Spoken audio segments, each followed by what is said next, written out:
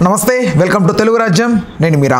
తమిళనాడు పాలిటిక్స్లో ఎంటర్ అయినటువంటి పవన్ కళ్యాణ్ గారు మొన్న కొన్ని వ్యాఖ్యలు చేయడం జరిగింది. నాస్తికులు, దేవుడిని నమ్మని వాళ్ళు కొంత కించపరుస్తున్నట్టుగా ఆయన మాట్లాడడం జరిగింది. అయితే దీనికి సంబంధించి కౌంటర్ అటాక్ ప్రముఖ నటుడు సత్యరాజ్ గారు చేయడం జరిగింది. అయితే ఇక్కడ ప్రధానంగా సత్యరాజ్ గారు మాట్లాడుతోంది డైరెక్ట్ పవన్ కళ్యాణ్ గారినే. దయచేసి తమిళనాడు పాలిటిక్స్లో ఎంటర్ అవ్వకండి, పెరియార్ సిద్ధాంతాలని మీరు డీవియేట్ చేయకండి అంటూ ఆయన మాస్ వార్నింగ్ ఇవ్వడం జరిగింది. ఓవరాల్గా ఈ అంశం గురించి మనతో చర్చించడానికి ప్రముఖ పొలిటికల్ అనలిస్ట్ కేఎస్ ప్రసాద్ గారు ఉన్నారు. ఆయనతో చర్చిద్దాం. సార్ నమస్తే. నమస్తే అండి. సత్యరాజ్ గారు లాంటి వ్యక్తి సడన్గా ఎంటర్ అయ్యి మీరు ఇంటర్ఫియర్ అవ్వకండి ఇక్కడ అంటే పవన్ కళ్యాణ్ గారిని కించపరిచినట్ట, లేకపోతే దీన్ని ఎలా తీసుకోవాలి ఈ అంశాన్ని? నేను మళ్ళీ చెప్తున్నా, తమిళనాడుకి సంబంధించిన అంశంలో డిఎంకే ఏడిఎంకే పార్టీలు ఉన్నాయి, లేదా బీజేపీ కాంగ్రెస్ పార్టీలు ఉన్నాయి. ఏదైనా సరే రాజకీయాలు, కొత్తగా విజయ్ కూడా పార్టీ పెట్టుకున్నాడు టీవీకే. తర్వాత మన ఆయన ఎవరు కెప్టెన్ ప్రభాకర్ కూడా పార్టీ పెట్టాడు, ఆయన చనిపోయాడు విజయకాంత్. నెక్స్ట్ ఆయన పేరేటి ఇంకో ఆయన శరత్ కుమార్ గారు పార్టీ పెట్టారు. ప్రాణాలకు దిగించి మొత్తం రాష్ట్రం అంతా నిలబడి కమల్ హాసన్ కూడా పార్టీ పెట్టి ఉద్ధరిద్దామని చెప్పి, రజనీకాంత్ గారేమో భయంపడి పార్టీ పెట్టక. ఇవన్నీ పరిణామాలు ఒక ఎత్తి అయితే, ఈ బీజేపీ వాళ్ళు టాస్క్ ఇచ్చారని చెప్పి తగుదనమ్మా అని చెప్పి అక్కడికి వెళ్ళి ప్రతిదానికి యాక్షన్ వేరు, ఓవర్ యాక్షన్ వేరు. ముఖ్యంగా మనం ద్రవిడ సంస్కృతి, ఆర్య సంస్కృతి అన్న దగ్గర ద్రవిడ సంస్కృతిని ఫాలో అయ్యే తమిళనాడులో దైవ చింతన, దైవారాధన ఈ విషయంలో వాళ్ళకి అగ్రిగేట్న వీధికో గుడి ఉంటుంది. వాళ్ళ పద్ధతులు, వాళ్ళ విధి విధానాలు వేరు. మన్నే ఎత్తి అవతలు విసిరేశారు మాకు ఆంధ్రులని గెటౌట్ అన్నట్టు. వివక్షకు గురైన ఆంధ్ర సమాజం నుంచి మనం బయటకు వెళ్ళబడి స్వతంత్రంగా ఒక రాష్ట్రం ఏర్పరచుకునే పరిస్థితి. మోర్ ఓవర్ వాళ్ళు పెరియార్ గారిని కానీ, నెక్స్ట్ ద్రవిడ సంస్కృతి విషయంలో కానీ, లేదంటే కేంద్ర ప్రభుత్వం నుంచి ఏదైనా ఒక విషయంలో అన్న దగ్గర అక్కడ పార్టీలకి రాజకీయాలకి అతీతంగా వాళ్ళందరూ ఒకటే మాట మీద ఉంటారు. అక్కడికి వెళ్ళి మనం ఎవడ పడితే ఆడు వెళ్ళి ఓవర్ యాక్షన్ చేద్దామంటే, ఇక్కడ మన తెలంగాణలోనూ ఆంధ్రప్రదేశ్లో, తెలంగాణ అనే చెప్పాలండి, ఆంధ్ర సినిమా అనే కన్నా తెలంగాణ సినీ ఫెటర్నిటీ నుంచి ఎగేసుకుని అక్కడికి వెళ్ళి తెలిసి తెలియని ఏదో ఏ ఊరు వెళ్తే ఆ ఊర్లో, ఇక్కడ ఆంధ్రప్రదేశ్ అంటే ఎర్రమాలోకాలు కాబట్టి ఎంటర్, ఇక్కడ పుట్టాను అక్కడ పెరిగాను ఈ సోది పురాణాలన్నీ చెప్తే వాళ్ళు ఎంటర్. కానీ తమిళనాడులో అలాంటివి ఎంటర్టైన్ చేయరు. వాళ్ళకి స్థానికత చాలా ఇంపార్టెంట్. నేను ఇక్కడ పెరిగాను, నాకు తమిళ మాట్లాడడం వచ్చునంటే ఓకే థ్యాంక్స్ అంటారు తప్ప, నువ్వు మమ్మల్ని ఉద్ధరించి ఊళ్ళు వెళ్ళాలంటే కుదరదు. మోర్ ఉండండి, మీరు గాబరా పడిపోకండి సార్. మోర్ లైక్ ఎవరు మన రజనీకాంత్ గారిని కూడా మరాఠా బ్యాక్గ్రౌండ్ అని చెప్పి నాన్ యాక్సెప్టెన్స్ కేటగిరీలోనే ఆయన పార్టీ కూడా ముందుకు వెళ్ళలేదు. ఇది చాలా చాలా అండర్లైన్ చేసుకోవాల్సిన విషయం. మోర్ ఏదో మా తాతల పేర్లు చెప్పి మా మూతులను వాసన చూడండి అన్న కాన్సెప్ట్లో చిరంజీవి గారి పేరు చెప్పి పవన్ కళ్యాణ్ అక్కడికి వెళ్తే కొన్ని కుదరవు. చిత్ర పరిశ్రమ ఎప్పుడైతే తమిళనాడు నుంచి తరలి ఆంధ్రప్రదేశ్కి వచ్చిందో, South Indian fraternity, Andhra film ఛాంబర్లు ఇవన్నీ ఎప్పుడైతే ఏర్పడ్డాయో, మీరు అక్కడ పరిమితం అవ్వండి అన్న కాన్సెప్ట్లోనే ఉన్నాయి. త్రూఅవుట్ హిస్ కెరియర్ అక్కడి నుంచి డబ్బింగ్ సినిమాలు తీసుకొచ్చి ఇక్కడ నటించుకునే సామర్థ్యంలో వాళ్ళనే తిరిగి వాళ్ళని ఏకతాటి మీదకి రండి. సంస్కృతి సాంప్రదాయాలు, ఆర్య సంస్కృతి, ద్రవిడ సంస్కృతి రెండు కాంట్రడిక్షన్స్. అందులో సనాతన ధర్మ పరిరక్షణ విషయంలో మహానుభావులు ఆదిశంకరాచార్యులు ఇలాంటి వాళ్ళ అంశంలోనూ వాళ్ళు నడిచే విధానాలు, సరస్వతి పీఠాలు అన్నీ ఎలాంటివి ఉన్నాయో అక్కడ అందరికీ తెలుసు. కంచి కామకోటి పీఠాధిపతులందరూ ఆ పరిసర ప్రాంతాల్లోనే ఉన్నారు. అలాంటి దగ్గర నిన్నగాక మొన్న నాస్తికత్వం గురించి పొగేసుకుని మాట్లాడిన కుటుంబం నుంచి వచ్చి అస్తికత్వాన్ని ఆపాదించుకుని మాట్లాడే దగ్గర నాన్ టాలరబుల్ సిచ్యువేషన్సే ఉంటాయి. వాళ్ళతో ఆగిపోయేది కదా అది. రాజకీయ క్షేత్రంలో బీజేపీ పరంగా తెలుగు ఓట్లు ఎక్కడ ఉంటే అక్కడ దండుకోవడానికి వెళ్తూ లేని ఎజెండాలని తన ఎజెండాగా మలుచుకుని మాట్లాడితే మాత్రం పవన్ కళ్యాణ్ గారికి రాజకీయ పరంగా చాలా భయంకరమైన కాన్సిక్వెన్సెస్ ఉంటాయి. ఇక్కడ ఆంధ్రప్రదేశ్లోనే ప్రాంతీయ పార్టీగా ఆవిష్కరించి ప్రాంతీయ ఉప పార్టీగా గెలిచిన పార్టీ అది. ఎందుకంటే ఉత్తరాంధ్ర, ఉభయ గోదావరి జిల్లాలు తప్ప రాయలసీమను ఉనికి లేని పార్టీ అది. అలాంటిది పట్టుకుని ఒక ప్రాంతీయ ఉప పార్టీ వెళ్ళి పోనీ అట్లీస్ట్ మన ఆయన ఎవరు కుమారస్వామిలాగా ఏదో మైసూర్ ప్రావిన్స్లో ఏదో 20-30 గెలిచి అమాయకులను చేసి బీజేపీ వాళ్ళని కాంగ్రెస్ వాళ్ళని మడతపెట్టి ముఖ్యమంత్రి ఎలగబెట్టే అంత సామర్థ్యం కూడా ఇక్కడ లేదు. ఈడ్చుకొడితే 21 వచ్చాక 134 తెలుగుదేశం కలకల్లాడుతుంది. బీజేపీ లేకపోతే దిక్కు దేవానా లేదా కన్సిడర్ కూడా చేయరాలి తెలుగుదేశం వాళ్ళు. బీజేపీ వాళ్ళేనా జనసేన? ఇదంతా వెనకాతల బీజేపీ పంచాయతీరాజ్ శాఖ మంత్రిగా ఉండి కూడా ఆయనకి ఇక్కడ ఆంధ్రప్రదేశ్లో ఎర్క్లెన్ టాస్క్ ఉంటుంది. ఇది వదిలేసి ఎలక్షన్ క్యాంపెయినింగ్లకి ఆయన ఢిల్లీలో ఎలక్షన్ అయినా, పంజాబ్లో అయినా, ఎక్కడికి వెళ్ళినా ఆడికి వెళ్ళినా, మహారాష్ట్ర ఎలక్షన్ అయినా ఎక్కడికైనా వెళ్ళి ఎలక్షన్ క్యాంపెయినింగ్లు చేయమంటున్నారంటే ఎంత ఖాళీగా ఉన్నాడో ఒకసారి గమనించుకోండి. ఇక్కడ ఖాళీగా ఉన్నానని చెప్పి తమిళనాడులో యాక్టివిటీ క్రియేట్ చేసుకుందాం అనుకుంటే ఖచ్చితంగా టాలరెన్స్ జీరో. అక్కడ ఉన్న అధికార పార్టీ మీద నిప్పులు కురిపించడానికి కారణం ఏంటి పవన్ కళ్యాణ్ గారు? బీజేపీ ఎజెండా ఇస్తే దాన్ని బట్టి వీళ్ళకి ఏడు పని అక్కడ. ఈయనకి ఏడు సార్ స్టాలిన్తో పని, ప్రభుత్వంతో పని. పోనీ ఎక్కడైనా సినిమా పరిశ్రమ పరంగా ఇక్కడ వీళ్ళు ఉన్నారు, వీళ్ళు మన చిన్నపిల్లలు చేసి మాట్లాడచ్చండి, ఇది మా ప్రైవేటు పెట్టుబడులతో సినిమాలు చేస్తాం, మీరెవరు మమ్మల్ని ఇన్వాల్వ్ అవ్వడానికి ప్రభుత్వాన్ని చేతమని ఇస్తే అక్కడ బెండు తీసేస్తారు. ఆ మొమెంటాలు ఏం పడరు అక్కడ. స్టాలిన్ కూడా సనాతన ధర్మానికి అగైనెస్టే కదా సార్? ఆయనకి అగ్నిస్ట్ అయితే వీళ్ళు స్టాలిన్తో పొత్తు పెట్టుకోమనండి. ఎవరు అగ్నిస్ట్ ఇక్కడ ఇది ఉండదండి. సనాతన ధర్మం అన్నది ఒక సంస్కృతి సాంప్రదాయాలను పరిరక్షించడానికి సనాతన ధర్మం ఒక ఇది. ఆ మనుశాస్త్రం నుంచి అవన్నీ చూసుకుంటున్న దగ్గర వాటి పరివర్తనలు చెందుతూ వచ్చాయి. కానీ శాస్త్రాలు, జ్ఞానాలు, పరిజ్ఞానాలు పాటించే అంత స్థాయిలు మనవరికి లేవు. మీ ఇంట్లో ఒక సాంప్రదాయాలు ఉంటాయి, ఆ సాంప్రదాయాలను ఇవాళ ఎంతమంది గౌరవించి స్థిరపడిపోతున్నాం మనం. కానీ సాంప్రదాయాలు ఉద్ధరించడానికి ఆయన ప్రజాస్వామ్యంలో ప్రతినిధులు అనుకుంటున్నామా? మనం ఆపడడానికి దేవాదాయ శాఖ మంత్రి ఉన్నాడు, ఆయన ఏమైనా ఇలాంటి ప్రవచనాలు చెప్పడం విన్నారా? పంచాయతీరాజ్ శాఖ మంత్రి ఉంటే ఈయనకి ఈ ధర్మ పరిరక్షణలు ఇవన్నీ దేనికి సంబంధించిన విషయాలు? మన ఆంధ్రప్రదేశ్ ప్రభుత్వం దేవాదాయ శాఖ మంత్రి ఇచ్చింది కాబట్టి అయ్యో నేను పరివర్తన చెందిపోయాను, తిరుపతి వెళ్తే నాకు జ్ఞానోదయం అయింది, లేకపోతే శ్రీకాళహస్తి స్వామివారి దగ్గర జ్ఞానోదయం అయింది అని చెప్పి పరివర్తన చెందు. తమిళ సంస్కృతిలో మన గవర్నర్ నరసింహన్ మీకు జ్ఞాపకున్నాడా? శైవాలయానికి వెళ్తే ఒట్టు ఓన్లీ తిరుపతి గుడికి వెళ్ళివాడు. స్వామివారికి సంబంధించిన గుళ్ళు, రామాలయాలు, విష్ణుమూర్తి ఆలయాలు వీటికి వెళ్తాడు అతను.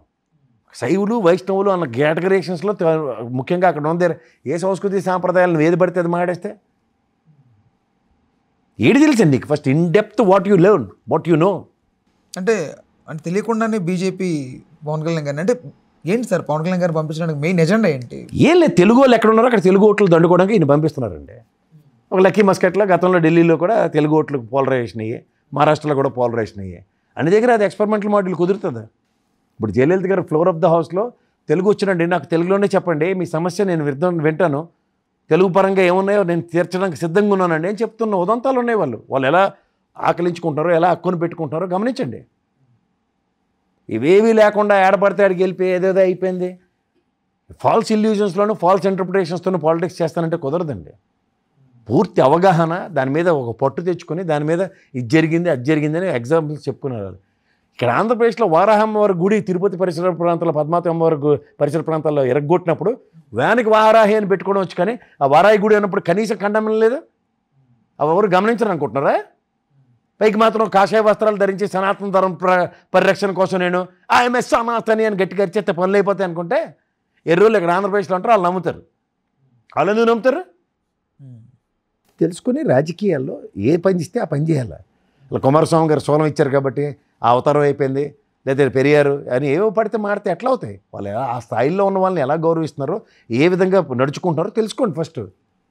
నేను ఇక్కడ తమిళనాడులో ఉన్నాను, నాకు తమిళ వచ్చు, ఇక్కడ పుట్టలేదని బాధపడుతూ ఉంటాను, ఎక్కడికక్కడ ఎప్పుడు ఉన్న మాకు ఊరపై చిక్కే కథలు ఉంటాయి కదా, అవే కథలు చెప్తారంటే వాళ్ళు ఎందుకు ఊరుకుంటారు? ప్రజారాజ్యం టైం నుంచి పొలిటికల్గా ఇంటర్ఫియర్ అయిన పవన్ కళ్యాణ్ గారికి ఈ మాత్రం పాలిటిక్స్ తెలియదు అంటారు. తమిళనాడు పాలిటిక్స్ ఎలా ఉంటాయి అనేది చెట్టుకి ఇళ్ళు వచ్చినట్టు వచ్చాయని ఒక సామెత ఉంటుంది. అలా ప్రజారాజ్యం పార్టీ నుంచి ఉన్నానంటే ఆ మిగిలిన టైంలో ఎక్కడున్నాడు? ప్రజారాజ్యం మూసేసి తెలుగుదేశంలో కాంగ్రెస్లో కలిపినప్పుడు ఈయన యాక్టివ్గా వర్కింగ్ ప్రెసిడెంట్ ఏదైనా తీసుకుని ఆయన యాక్టివ్ పాలిటిక్స్లో ఉన్నాడా? జనసేన పెట్టారు కదా, 10 సంవత్సరాలు కష్టపడ్డారు కదా. ఎప్పుడు పెట్టాడు ఆయన? జనసేన ఎప్పుడు పెట్టాడు ఆయన? 14 సార్, 2014. ఎప్పుడు విలీనమైంది? ఆ గ్యాప్ ఎక్కడ ఉన్నాడు? పాలిటిక్స్లో, యాక్టివ్ పాలిటిక్స్లో ఎక్కడున్నాడు? Is been given a task by BJP. ఎందుకంటే ఒక ఫ్రిక్షన్ యాడ్ అవుతుంది. చిరంజీవి కాంగ్రెస్లో ఉన్నారు కాబట్టి ఆయన ఇప్పుడు అడ్రస్ చేయలేడు. రాష్ట్ర విభజనలో ఓ భావావేశంతో కొంతమంది నలిగిపోతున్న వాళ్ళు సెట్ ఆఫ్ పీపుల్ని అగ్రెషన్. నేను కూడా ప్రభావితం అయినా పవన్ కళ్యాణ్ స్పీచ్ విన్న రోజు. అట్లీస్ట్ ఎవడో ఒకటి వచ్చాడు. కానీ వాళ్ళ ప్రైమరీ ఎజెండా రాజకీయాల్ని ప్రజలను మోసం చేయడానికి వచ్చే ఎజెండా. ఇది ఎందుకు గమనించరు మీరు? మొచ్చుతొనకలు ఎన్ని లేవండి. ఆ రోజు భావావేశంతో కాంగ్రెస్ని బీజేపీని సమపాలలో ఎదిరించిన వ్యక్తి ప్రతి నిమిషం బీజేపీ సన్నిధానంలో ఉన్నాడు.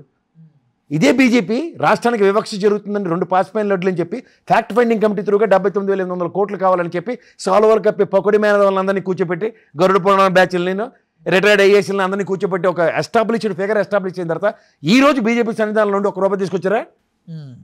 చిత్తశుద్ధి ఇక్కడ కళ్ళ ముందు కనబడతాయి. ఇదే తమిళనాడులో అయితే వాళ్ళు డిఎం కావాలండి, ఏడీఎం కావండి, ఎవరైనా ఉండండి, రాష్ట్ర ప్రయోజనాల పరిరక్షణకు ఏకతాటి మీద వస్తారు. ఆ సామర్థ్యమే లేదు. ఎవరికి చెప్తారు ఈ కథలన్నీ? హరికథలు చెప్పుకోండి వింటారు అక్కడ ఎవరన్నా. సమయం మనం కావాలంటున్నారు కదా సార్. సమయం ఎవరికి కావాలి? సంయమనం. 10 ఏళ్ళు పొద్దుయింది. విభజన హామీలు తీర్చవలసిందే 10 ఏళ్ళు టెన్యూర్. అప్పటిదాకా మీరు రాజకీయ ఆలంగేటమే జరగలే. 7 దాటిన తర్వాత బోడిమల్లని ఆంధ్రప్రదేశ్ ప్రజలను గాలికి వదిలేసి మీ రాజకీయ అరంగేటలో కాలక్షేపం కార్యక్రమానికి తెరలేపితే ఎవరు ట్రోలేట్ చేస్తారు? ఎవరు మీరంతా అసలుకి? నేనే చెప్పాడు కదా మీ అన్నయ్య నాగబాబు గారు, చాలా బాగా చెప్పాడు ఆ ఇంటర్వ్యూ. నేను చూశాను నిన్న గ్లాన్స్. 2 లక్షల విలువైన పుస్తకాలు కొన్నాడట. 2 లక్షల రూపాయలు విలువైన పుస్తకాలు కొంటే 2 లక్షల పుస్తకాలు కొన్నా చదివాడని చెప్పి పుట్టానీళ్ళు చెప్పుకుని తిరిగారు నాళ్ళు. ఇదేంటండి ఇది? ఓకే. ఆ రోజుల్లో 2 లక్షల రూపాయలు విలువైన పుస్తకాలు కొనుక్కున్నాడు ఆయన. వెరీ గుడ్, సంతోషం. పుస్తకాలు చదువుకుంటాం. నా ఇంట్లో లైబ్రరీ ఉంటుంది, మీ ఇంట్లో లైబ్రరీ ఉంటుంది. మనకి ఇష్టమైతే పుస్తకం కొనుక్కొని చదువుకుంటాం, లేదంటే ఎక్కడి నుంచి పుస్తకం అద్దె తెచ్చుకొని చదువుకుంటాం. పుస్తక పట్టణం చేస్తాడని చెప్పాలి, కానీ 2 లక్షల పుస్తకాలు చదివాడు అని పబ్లిసిటీ ఇచ్చి ఇవాళేమో పదవి రాగానే 2 లక్షల రూపాయలు విలువైన పుస్తకాలు చదివితే ఆడెవడో అన్వయించి మాట్లాడాడు. ఆడెవడో అన్వయితే మాకెందుకు? అలా జేడీ లక్ష్మీనారాయణ అన్వయించినట్టు ఉంటుంది. మొత్తం డ్యామేజ్ జరగవలసిందంతా జగన్మోహన్ రెడ్డికి 1,00,000 కోట్ల అవినీతి డ్యామేజ్ జరిగిపోయిన తర్వాత అశ్వత్థామాత కుంజరలో వచ్చి ఏదో 1,650 కోట్లు ఎంతో ఉన్నట, అంతకనే మేము సీజ్ చేయలేదండి, దీని పరువు ఎంతే అని చెప్పి అప్పుడు చెప్పాడు. ఎవరికి ఉపయోగం అది? అలాగే ఉంటాయి ఇవి. అర్థం కాని ప్రశ్నకి అంత న్యూస్ క్రియేట్ చేసి ఆన్సర్ వచ్చాక చిన్నగా చూపెడతారు. అదే మరి అర్థం కాని క్వశ్చన్తో డ్యామేజ్ చేయవలసింది అంతా చేసి అర్థం పరమార్థం అయిన తర్వాత దానికి గ్లిమ్స్ ఇస్తున్నారు. చిన్న కింద స్క్రోల్ లాగా వెళ్తుంది. రైట్. ఓవరాల్గా పవన్ కళ్యాణ్ గారి పాత్ర ఎలా ఉండబోతోంది సార్ ఫర్దర్గా? ఇండియన్ పాలిటిక్స్లో ఆయన ఇంటర్ఫిరెన్స్ ఎలా ఉండదు? తెలుగుదేశం ఎంటర్టైన్ చేసి ఇండియన్ పాలిటిక్స్ స్థాయి మాత్రం ప్రాంతీయ ఉప పార్టీ సామర్థ్యం ఉన్న వాళ్ళకి ఇండియన్ పాలిటిక్స్లో మాత్రం కనీసం అట్రిబ్యూట్ చేయడానికి నాకైతే అర్హత లేదు, హక్కు లేదు. మీరు ప్రశ్నిస్తే మీ హక్కు సామర్థ్యం ఏంటో మీరు తెలుసుకుని ప్రశ్నించండి. ప్రాంతంలో ఉప ప్రాంతానికి పరిమితమైన ఆ వ్యక్తికి ఇవాళ తెలుగుదేశం ఆచ్ఛేదం లేకపోతే నెక్స్ట్ ఎలక్షన్ నా భూతో నా భవిష్యత్ అసలు ఊహించుకోవడానికి కూడా లేదు. తెలుగుదేశం ఆచ్ఛేదంతో ఉంటే బీజేపీ ఆంధ్రప్రదేశ్లోనూ జనసేన 4 అడుగులు ముందుకెళ్తుందని మాత్రం చెప్పగలం. తెలుగుదేశం ఆచ్ఛేదం లేకపోతే వాళ్ళ పరిస్థితి ఏంటో శూన్యం. ఈ వర్డ్స్కి నేను స్టిక్ ఆన్ అయ్యే ఉంటాను. అదే సార్, మధురై వెళ్ళాడు, తమిళనాడు వెళ్తున్నారు ఆయన. ఎక్కడికైనా వెళ్ళలేమండి. ఎవరికి ఉపయోగం అన్న ప్రశ్న. మహారాష్ట్ర, బీహార్ వరకు వెళ్ళే అవకాశం ఉంటుంది. వెళ్ళలేమండి. ఎలక్షన్ టైం ఎక్కడెక్కడ తెలుగు వాళ్ళు ఉంటే అక్కడ పంపిస్తారు. ఇన్ని వాళ్ళు వాడుకుంటున్నారు. మన రాష్ట్రంలో పంచాయతీరాజ్ శాఖ గతంలో లోకేష్ ఉండేవాడు, ఆయన 4 అవార్డులు రివార్డులు తెచ్చి 10 రూపాయలు తీసుకొచ్చాడు. ఈయన ఏడు తీసుకొచ్చాడో సార్ చెప్పమనండి. సార్, తెలుగు వాళ్ళని పంపిస్తున్నారంటారా లేకపోతే సినిమా హీరోగా పంపిస్తున్నారంటారా పవన్ కళ్యాణ్ గారు? నా స్టార్ డమ్ అలా కదండి, తెలుగుడిగా పంపిస్తున్నారని ఫస్ట్, హీరోగా పంపిస్తున్నారు అంటున్నారు. అంతేకాని ఆయన ఒక ఉప ముఖ్యమంత్రి ఒక స్టేట్కి ఒక ఎన్డీఏలో పార్ట్ అండ్ పార్సల్స్ అన్న కోణం ప్రశ్నే మీ దగ్గర నుంచి లేదు. ఇంకా నాలాంటి విశ్లేషకుడు ఇంకేం విశ్లేషించి చెప్తాడు? అంటే బీజేపీ వాడుకుంటున్న తీరు వాళ్ళు ఎవరినైనా వాడుకుంటారు. Right right sir, okay, thank you. Hello, Telugu రాజ్యం ఛానల్ చూస్తున్నారా? సామాజిక రాజకీయ జీవన చిత్రణే తెలుగు రాజ్యం. అతిశయోక్తులు అసత్యాలు ఉండవు. రాజకీయ కోణం కాదు, ప్రజా కోణమే కొలబద్ద. తెలుగు రాజ్యం వీక్షణ మీ ఉత్తమ అభిరుచికి నిదర్శనం.